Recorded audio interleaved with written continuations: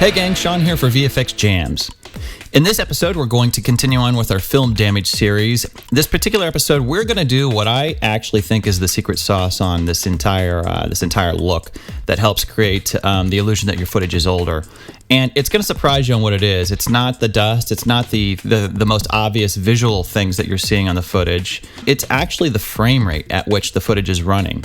Now, this is an often overlooked area, and as far as designing these nostalgic or these vintage looks, these retro looks. But you'll be able to see that the effect, while subtle, really is the difference. So it's not going to be as obvious on this because we're going to do it on pretty new, pretty modern looking footage, but you'll at least get the concept. And when we apply in our giant, when we go back through in our last tutorial and we'll apply all the effects over the top of each other and create our master look, you'll actually see this effect at play much more profoundly. So a quick backgrounder on this: the reason footage would run at different frame rates is if it's an older camera, it may run at, like if it's 8mm, it actually is a different frame rate than 24 frames a second.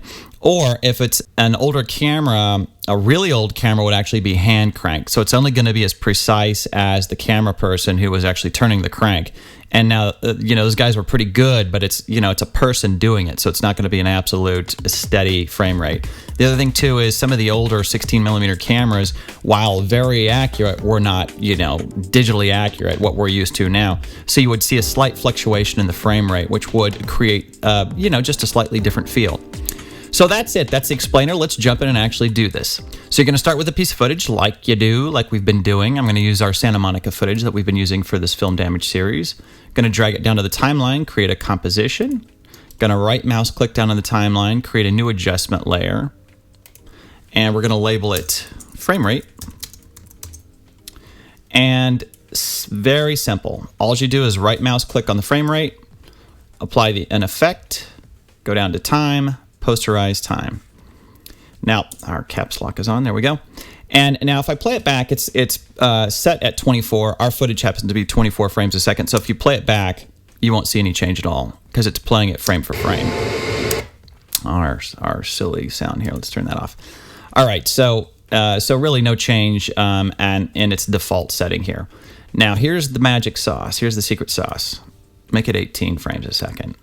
And what you'll see, it'll be very subtle, especially on YouTube, and hopefully you have a faster bandwidth here, or wider bandwidth, so you can see this playback in real time. If not, let it cache first so you can actually see this in real time, because it is an effect that applies on time.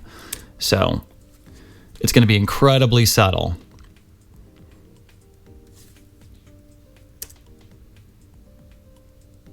And it may be hard to tell when you first look at it, but it is actually slightly stuttering.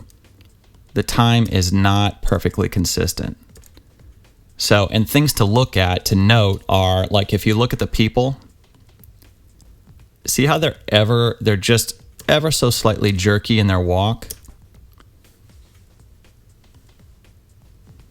That is the difference. That is all the difference in the world. If you look down at the waves, they're a little stroby looking. They're not quite perfectly smooth in their movement.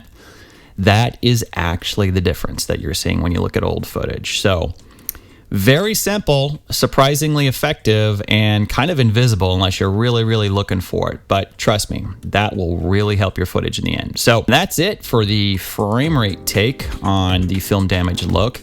Again, as always, if you've enjoyed this tutorial and you'd like to see more, don't forget to subscribe and we'll continue to bring you more cool tutorials. And thanks for watching.